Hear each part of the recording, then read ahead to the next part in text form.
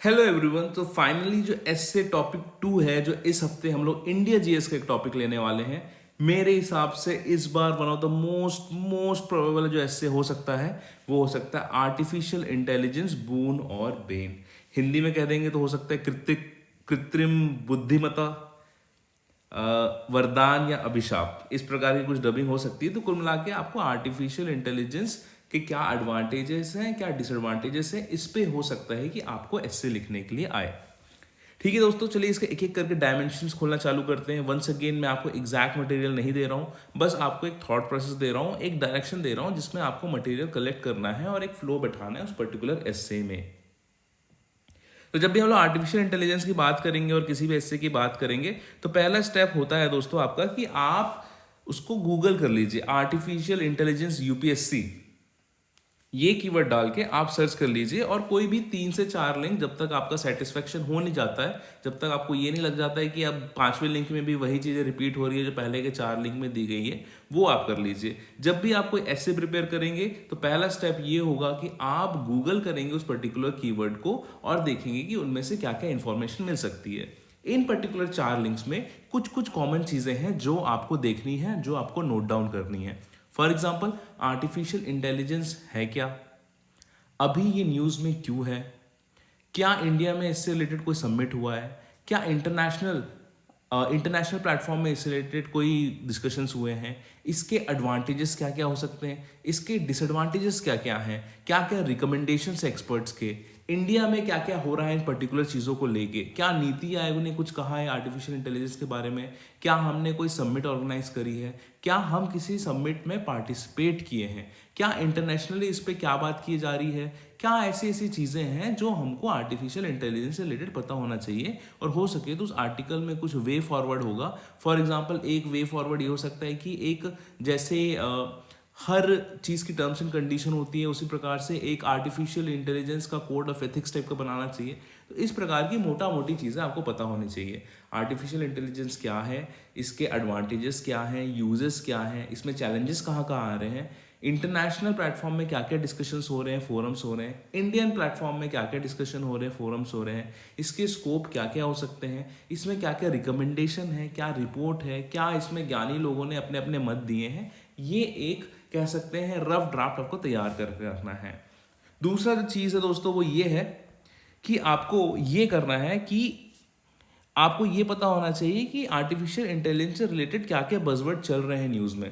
For example, chat GPT चल रहा है जो कि बहुत ज़्यादा न्यूज़ में है। तो चैट जीपीटी क्या है, ये किस प्रकार से अलग है गूगल सर्च से, इससे क्या क्या एडवांटेजेस हो रहे हैं लोगों को, इसके कारण क्या क्या बायस पता चले हैं, कहाँ कहाँ ये इनफेक्टिव है, ऐसी कौन सी जगह है जहाँ पे आपको लगता है कि चैट जीपीटी डिस्ट्रक्टिव हो सकता है मैनकाइंड के लिए, तो वो आपको देखने हैं। इसके बाद दोस्तों हर बार की तरह एक डायमेंशंस खोलेंगे। डायमेंशंस का मतलब ये नहीं है कि पहले गूगल कर लिया, हमने कुछ न्यूज़ पढ़ ली, उसी से पूरा ऐसे बन जाता है, ऐसा नहीं होता है दोस्तों। आपको देखना है कि इसके डिफरेंट डायमेंशंस क्या हो सकते हैं। पॉलिटिकल डायमेंशन क्या हो सकते हैं, फॉर एग्जाम्पल कैम्ब्रिज एनालिटिका का केसेस में फेसबुक के थ्रू ऐसा एलिगेशंस है कि डोनाल्ड ट्रंप का इलेक्शन जिताया गया था, यहाँ पे आप देख सकते हैं। सोसाइटी में देख सकते हैं इसका क्या इफेक्ट है। सोसाइटी का मतलब ये है क्या आर्टिफिशियल इंटेलिजेंस एक पर्टिकुलर प्रोपेगेंडा को ज़्यादा प्रमोट कर रहा है अपने सोशल नेटवर्किंग साइट्स में। ट्विटर पर एलिगेशंस लगते हैं कि काफ़ी लेफ्टिस्ट बायस है।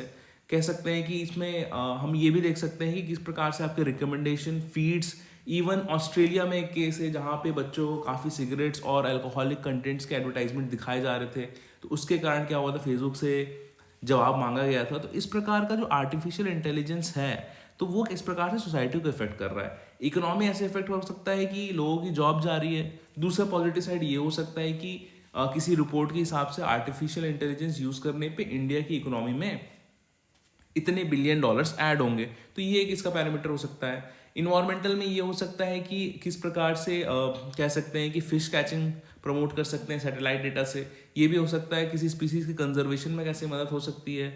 कल्चरल में ये हो सकता है कि आर्टिफिशियल इंटेलिजेंस से हम पता कर सकते हैं कि इजिप्शियन जो फॉन्ट है वो क्या बोल रहे हैं, इंडस वैली की जो लिपि है जिसको आज तक पढ़ा नहीं गया है उसमें क्या कुछ प्रोग्रेस आ सकता है।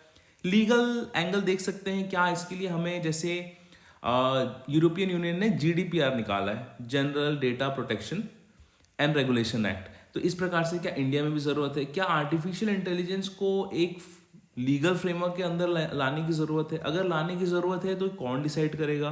क्या एक कंट्री डिसाइड करेगी, क्या एक कॉन्टिनेंट डिसाइड करेगा, या पूरा दुनिया या यूनाइटेड नेशंस इसमें मेजर पार्ट प्ले करेगा? और सबसे ज़्यादा जो फोकस करेंगे आप लोग, मुझे पता है कि टेक्नोलॉजिकल पार्ट पे फोकस करेंगे, लेकिन ऐसा नहीं है। आपको political, social, economical, environmental, cultural, legal and even behavioural चीज़ में भी ज़्यादा आपको फोकस करना है। ठीक है दोस्तों, बिहेवियर में ये हो सकता है कि आप ये मान लीजिए कि आर्टिफिशियल इंटेलिजेंस है। हो सकता है कि यूट्यूब में एक बच्चा जो बिलो 18 ईयर्स है वो उसको ब्राउज कर रहा है, क्या उसको ऐसे कंटेंट परोसे जा रहे हैं जो कि अडल्ट कैटेगरी में आ रहे हैं? क्या उसको ऐसे यूट्यूबर्स को रिकमेंड करा जा रहा है जिनके थॉट्स एक्सट्रीमिस्ट हैं? ठीक है, फेमिनिज्म को लेके, LGBTQ कम्युनिटी को लेके, पॉलिटिक्स को लेके, क्या जो 17 से 16 साल के जो स्टूडेंट्स हैं, जो फ्यूचर वोटर्स हैं, उनको कोई ऐसा प्रोपेगेंडा पुश किया जा रहा है जिससे जो रूलिंग पार्टी है उसको फेवर हो? तो इस प्रकार की चीज़ें आपको इसमें इंक्लूड करनी है। उसके बाद एज ऑलवेज जो हमेशा हम लोग करते हैं, दैट इज़ कि अगर आपको मेंस का सिलेबस जो कि याद हो जाएगा आने वाले कुछ महीनों में, आपको हर साइड से निकालना है कि कैसे आप आर्टिफिशियल इंटेलिजेंस को कनेक्ट कर सकते हैं इंडियन हिस्ट्री से, पॉलिटी से कैसे कनेक्ट कर सकते हैं, क्या एडमिनिस्ट्रेशन या गवर्नेंस में भी आर्टिफिशियल इंटेलिजेंस का यूज़ किया जा सकता है। उसके बाद आप देख सकते हैं किस प्रकार से 5G में यूज़ हो रहा है, टेक्नोलॉजी में यूज़ हो रहा है, हो सकता है पोल्यूशन कंट्रोल में यूज़ हो जाए, ज्योग्राफी में किसी स्पीसीज के कंजर्वेशन के लिए यूज़ हो जाए, क्या फिलॉसफी में भी इफेक्ट पड़ रहा है, फिलॉसफी मतलब दर्शन, क्या टेक्निकल या टेक्नो फिलॉसफी में भी फर्क पड़ रहा है इस पर्टिकुलर AI के कारण। फॉर एग्जांपल, पहले लोग गूगल करते थे तो गूगल में लिंक्स आते थे, तो लिंक्स में हम लोग क्लिक करते थे, वहाँ से पढ़ते थे। लेकिन अगर आप चैट GPT में कोई भी आंसर पूछेंगे या कोई भी क्वेश्चन पूछेंगे तो उसका वो बकायदा इंट्रो देता है, उसके बाद वो बुलेट पॉइंट्स में आंसर करता है, उसके बाद वो कंक्लूजन करता है। अगर आपने चैट GPT अभी तक ट्राई नहीं किया है तो उसमें यही डिफरेंस है कि गूगल में वो आपको पेजेस देता है कि देखो ये लिंक है। फॉर एग्जाम्पल, अगर मैं उसको पूछूंगा कि advantages and disadvantages of AI, अगर मैंने इसको गूगल कर दिया तो पहले वो हो सकता है दृष्टि IAS का ब्लॉग खोलेगा, दूसरा नेक्स्ट IAS का खोलेगा, तीसरा IAS बाबा का खोलेगा, चौथे में इनसाइट्स का खोल देगा। तो इस प्रकार से गूगल रिजल्ट शो करता है। लेकिन अगर यही चीज़ मैं चैट GPT में एंटर करूंगा कि artificial intelligence advantages and disadvantages, तो सबसे पहले वो डिफाइन करेगा आर्टिफिशियल इंटेलिजेंस क्या है, फिर उसके एडवांटेजेस बताएगा, फिर उसके डिसएडवांटेजेस बताएगा, उसके बाद लास्ट में एक न्यूट्रल कंक्लूजन देगा। अगर आपने ट्राई नहीं किया दोस्तों, डेफिनेटली आप ट्राई करिए, या फिर आप उसको डायरेक्ट भी गूगल कर सकते, मतलब चैट GPT कर सकते हैं कि एस्से ऑन आर्टिफिशियल इंटेलिजेंस बून और बेन।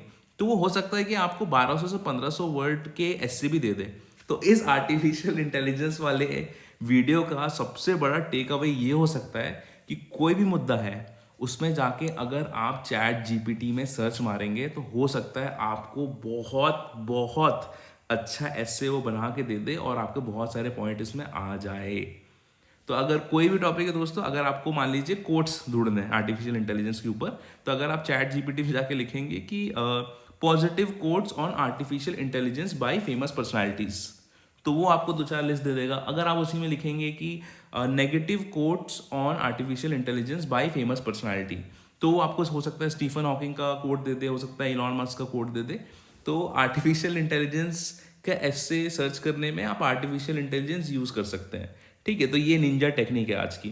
तो ये आप करके देखेंगे चैट GPT में और मुझे बताएंगे कि क्या रिजल्ट आ रहा है या नहीं आ रहा है। तो इसी बात सब हिसाब से तो दोस्तों आप laws, international agreements, corruption, sociology, पबैट, गवर्नेंस, इनसे भी कनेक्ट कर सकते हैं। कुल मिला के आपने मेंस के सिलेबस में जितना चीज़ें देखी हैं उससे आप कनेक्ट करिए।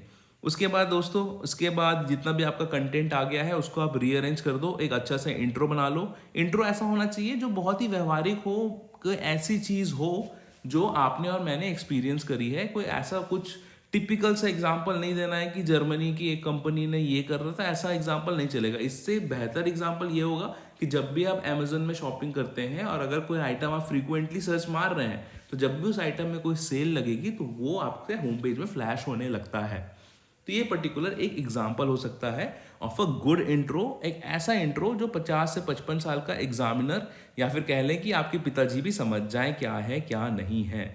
तो ओवरऑल ये है सिनेरियो दोस्तों। इस पर्टिकुलर चीज़ का गूगल कर लो, लिख लो, डायमेंशंस खोल लो, मेन के सिलेबस से कंपेयर करके लिंक करके पॉइंट्स निकाल लो and last but not the least उसको रीअरेंज कर दो।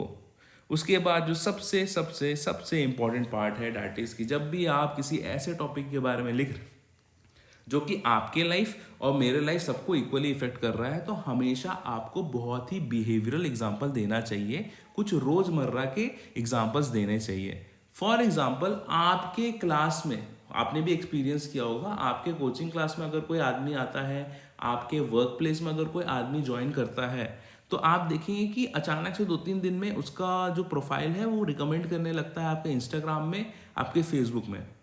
ठीक है, उसके बाद अगर आपने अमेजन में कुछ सर्च मारा है किसी चीज़ को, ठीक, अमेजन में सर्च मारा है किसी चीज़ को, तो उसी का ऐड आपको आईआरसीटी की वेबसाइट में भी दिखाएगा, आपके रैंडम पेजेस जो आप खोलेंगे उसमें भी दिखाएगा, आपको दृष्टि के ब्लॉग में भी साइड में वो पर्टिकुलर चीज़ दिखाई देगी। ये चीज़ होगी दोस्तों।